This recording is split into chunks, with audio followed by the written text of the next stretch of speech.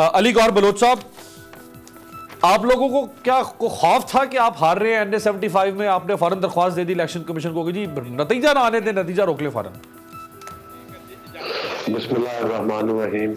देखें, सबसे पहले तो अमीर भाई आपने प्रोग्राम स्टार्ट किया है और हमारी बहन नौशीन साहिबा जो है वो ऑलरेडी प्रोग्राम में मौजूद है।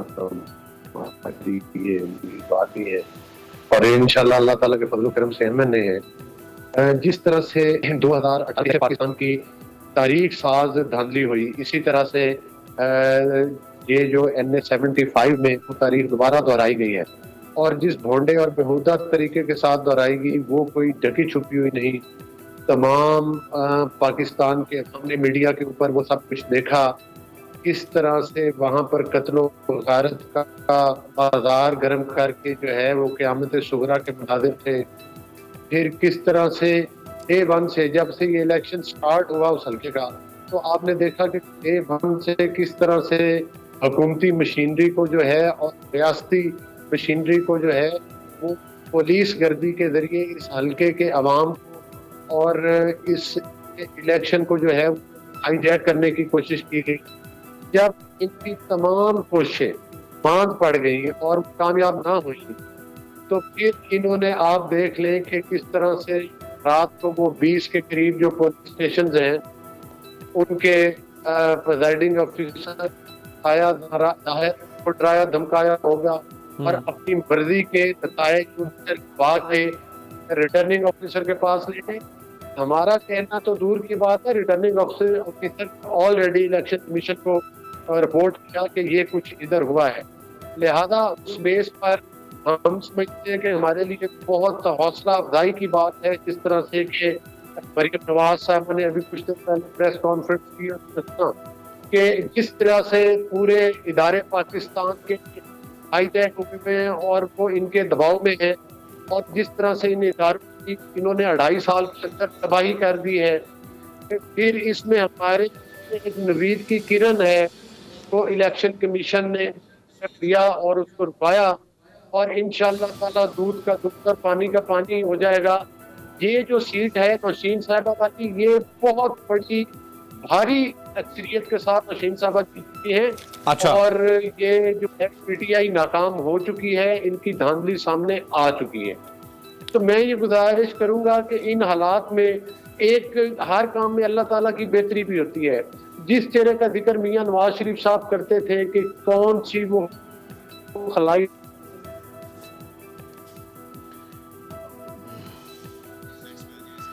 अच्छा, आपके सिग्नल ड्रॉप हो रहे हैं। मैं जरा आज वो आप मुझे अगर एक लम्हा दें तो मैं जरा नकवी साहब को शामिल करके साहब के सामने रखना चाहूंगा। वो जो प्रेस रिलीज सामने आई है इलेक्शन कमीशन, यहाँ तो वाकई कुछ ना कुछ ऐसा हो गया है नकवी साहब के। इलेक्शन कमीशन कह रहा है कि भाई हमारे जो 20 या शायद उससे ज़्यादा प्रिजाइडिंग ऑफिसर्स वो अपने बैलेट अपने पोलिंग बैग्स के साथ ही गायब हो गए और कई घंटों तक इलेक्शन कमीशन ढूंढ रहा है, बंदे नहीं मिल रहे उनके प्रिजाइडिंग ऑफिसर्स।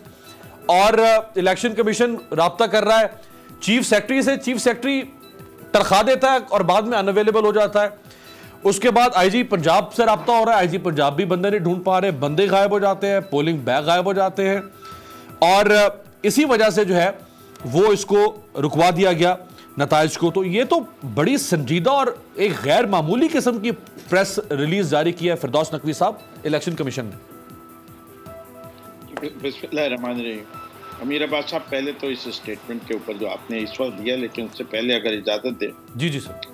फेयर स्टेटमेंट ये होना चाहिए था आपकी तरफ से कि जब आप कंपैरिजन कर रहे हैं कि पाकिस्तान तहरीक इंसाफ 11 पार्टियों से मुकाबला कर रही है।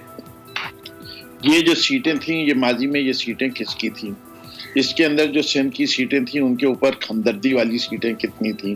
3 या 4 लोग जो इसके अंदर जहां इलेक्शन हुए वहां वो कोरोना से इंतकाल किए थे। और हमारे यहाँ जैसे सांगड़ वाली सीट थी, वहाँ जाम साहब की फैमिली ही से, जाम बिरादरी में से ही लोग खड़े होते थे। जो हमारे कैंडिडेट जाम जुल्फ़िकार साहब थे जिन्होंने पिछली दफ़ा वोट लिया था, उन्हीं ने अपने चचाजाद भाई की इज्जत की खातिर जो है खुद को इस दफ़ा इलेक्शन में नहीं खड़ा किया। सही तज्जिया करेंगे, हमें कभी कोई एतराज़ नहीं होगा। पीपल्स पार्टी में जो मलीर वाला इलेक्शन था वो किस तरह हुआ, क्या चार्जेस लगे, अगर आप वो डिटेल में जानना चाहेंगे मैं उसमें भी चला जाऊंगा। लेकिन मंगल के दिन इलेक्शन रखवाना कहाँ की शराफत है। लोकल हॉलीडे डिक्लेयर की, जो 70% वोटर्स हैं वो शहरी आबादी से ताल्लुक़ रखते हैं, उन्हें काम पे जाना होता है।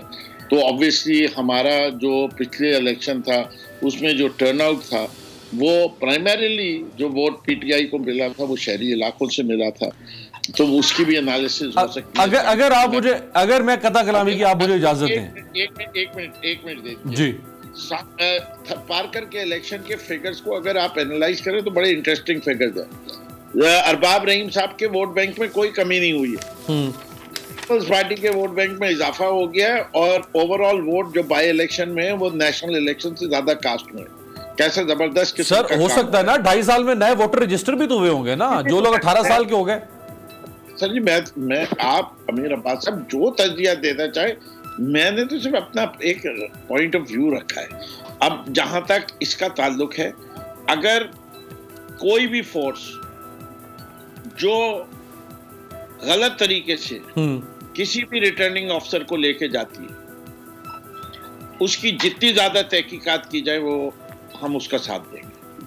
ठीक है, नोबडी कैन। एक बात क्लियर कर, फिरदौस भाई एक बात क्लियर करके आगे बढ़ते हैं, जहां पे आप जॉब यहीं से कंटिन्यू कीजिएगा। एक बात आपने कहा कि ये कौन से इंसाफ की बात है कि 11 जमातों का मुकाबला कर रही है तहरीक इंसाफ पीडीएम की, उसका मवाजना कैसे हो सकता है? तो सर ये जो जीडीए का मुकाबला पीपल्स पार्टी से है उसमें भी तो 10 जमातें शामिल हैं सर। मैंने ये नहीं कहा, प्लीज, मैं कहा आप अपने तज्जिए में ये बताते।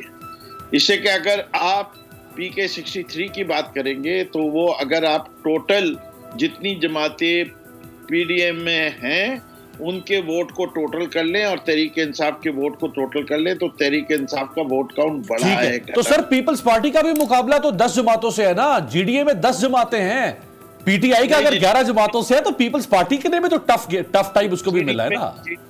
10 जमातें से नहीं है, प्लीज आप जरा अपना, मैं गिनवा दूं सर आपको, गिनवाई। एक तो आपकी 10 पूरी गिनूंगा। हाँ, एक तो आपकी पाकिस्तान तहरीक इंसाफ हो गई, हम जीडीए का हिस्सा नहीं है लेकिन ऑपोजिशन में तो शामिल है ना सर।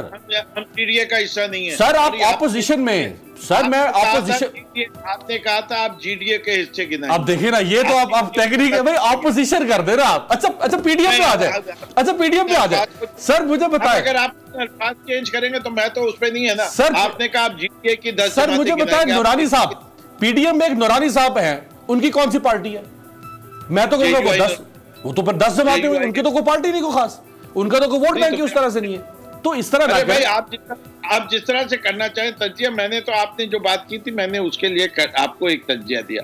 आपने इलेक्शन कमीशन की इस प्रेस रिलीज की बात की, मैं ये समझता हूं कि ये इलेक्शन कमीशन ने अगर है तो इलेक्शन कमीशन में इतनी भी हिम्मत होनी चाहिए कि वो इसके ऊपर जो इंक्वायरी कर रही है उसके अंदर ये भी कहे कि कौन लेके गया, इससे कि जो वर्जन वहां के रिटर्निंग ऑफिसर्स दे रहे हैं वो कह रहे हैं हम धुंध की वजह से गाड़ी नहीं चला सकते। अब इसमें सच्चाई है, मैं तो वहां मौजूद नहीं था। नहीं आप धुंध बिल्कुल है, ये सियालकोट के इलाके में बिल्कुल धुंध होती है। मुझे ये पता है, मैं इस पे रिस्पॉन्स करूंगा। मैं कराची में बैठा हूँ, मैं यहाँ खबरों में जरूर सुनता हूँ कि मोटरवे बंद कर दी गई, हाईवे बंद कर दी गई, 50 फुट का सिर्फ फासला रह गया। अगर वो रिटर्निंग ऑफिसर्स अपनी जबान से ये कह रहे हैं कि हम लेट होने में हमारी वजह ये है। देखिए कुंडी साहब ने एक सवाल उठा दिया है कि धुंध में सड़कें काम नहीं करती है, मोबाइल तो काम करते हैं ना सर। मैं इस मामले में बिल्कुल अमीर अब्बास साहब क्लियर हूँ। इलेक्शन के रिजल्ट्स को किसी को भी डिस्टॉर्ट करने का हक नहीं। बिल्कुल ठीक है, चलिए प्रिंसिपल स्टांस अच्छा है, विदाउट फेयर होने। बिल्कुल। नौशीन साहबा आप चूंकि ताल्लुक रखती हैं इसी हल्के से, इसमें कोई शक नहीं कि सियालकोट पूरा ये जो इलाका है डिस्ट्रिक्ट सियालकोट, इसके अंदर धुंध की वजह से अब तो मोटरवे अक्सर बंद रहती है, जो सियालकोट लाहौर मोटरवे है। लेकिन ये सिर्फ 20 प्रिजाइडिंग ऑफिसर जो हैं उनको तो धुंध ने रुकावट खड़ी कर दी उनके रास्ते में, बाकी सारे पहुंच गए, उन्होंने अपना रिकॉर्ड जमा करवा दिया। जी बिल्कुल। बिस्मिल्लाहिर्रहमानिर्रहीम, अस्सलाम वालेकुम। हमारा भी कल जो था वो क्वेश्चन यही हमने राइज किया था कि एक वहाँ का इलाका जो हमारा बिल्कुल नारोवाल के साथ एंड पे जो है PP 41 का, उसको कहते हैं जी किला कालर वाला, नारोवाल के साथ वो हमारा अटैच है। जब वहां का रिजल्ट हमारे पास पहुंच गया, उससे आगे जजें हैं उनका रिजल्ट पहुंच गया, तो फिर बीच वाली यूसीओ का रिजल्ट कैसे जो है हम तक नहीं पहुंचा। प्रिजाइडिंग ऑफिसर्स को जब हमने भी क्रॉस क्वेश्चन किए, मैंने कहा क्यों नहीं आए, तो उन्होंने कहा जी हमारी गाड़ियां खराब हो गई। किसी ने कहा जी मुझे रिजल्ट बनाने में बहुत टाइम लग गया। अच्छा, अगर गाड़ियां खराब थी तो उन्होंने अपने डिस्ट्रिक्ट रिटर्निंग ऑफिसर डीआरओ को या आरओ को इन्फॉर्म किया?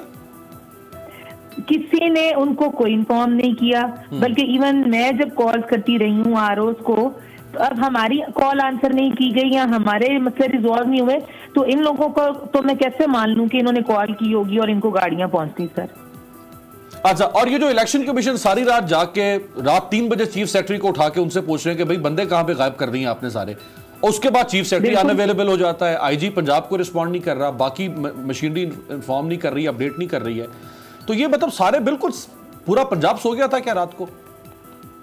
सर वो पूरे पंजाब का सोना बनता था ना, जब वजीर आला का प्रेशर हो, जब वजीर आजम का प्रेशर हो, सारी सरकारी मशीनरी यूज की गई हो, तो फिर तो वो सोएंगे ही ना।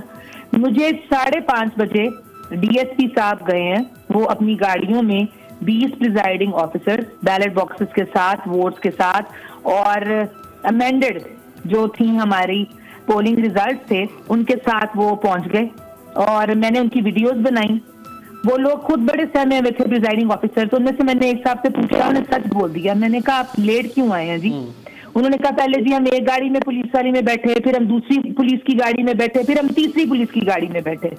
सर ये तो कंडीशन थी वहां पे, तो क्या करे, अमला भी क्या करता, उनको फोर्स किया जा रहा था, पुलिस ने इतना थ्रेट किया है, एक पोलिंग। अच्छा ये बताइएगा नौशीन साहब, ये बताइएगा, चले पुलिस तो एक सिक्योरिटी मैटर है, ये बताइएगा कि ये जो प्रिजाइडिंग ऑफिसर गायब थे, इन प्रिजाइडिंग ऑफिसर्स के पोलिंग स्टेशन से जो रिजल्ट सामने आया है उसमें आप लोग हार रहे हैं, जीत रहे हैं? सर जो हमारे पास वहां के जो 5 PM सही है का रिजल्ट है, जो कि आफ्टर पोल रिजल्ट है, उसमें हमारी लीड है, पर जो 12 घंटे बाद सुबह 5 बजे रिजल्ट आया है उसमें उनकी 10,000 की लीड है। वो उन्होंने 520 फिगर है तो उसको 1502 फिगर कर दी। अच्छा चले आप सब्सक्राइब करें और बेल दबाएं ताकि कोई खबर रह न जाए।